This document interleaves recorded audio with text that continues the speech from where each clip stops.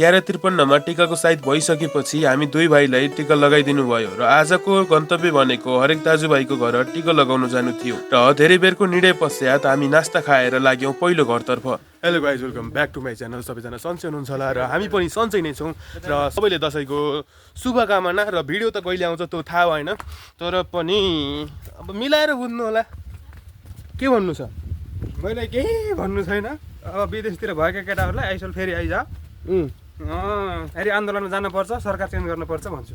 होइन, त्यो सरकार अलिअलि गोत्तिलो भए त किन चेन्ज गर्न पर्यो र अक्तिलो भए फेरि चेन्ज गर्न पर्ला। गएर थोपडा चेन्ज गर्छ दिदी।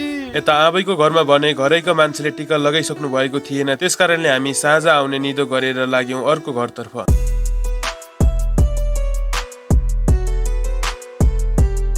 यता साइलियाका पनि टिका लगाइसक्नु भएको थिएन र भाइ बहिनीहरूले टिका लगाइसकेपछि हामीले पनि लगाइदिनु भयो र दिदी बहिनी भाइ हाम्रो घरतर्फ टिका लगाउन गयो भने हामी सरासर किटाखलातर्फ गयौँ, दुई भाइ मात्र।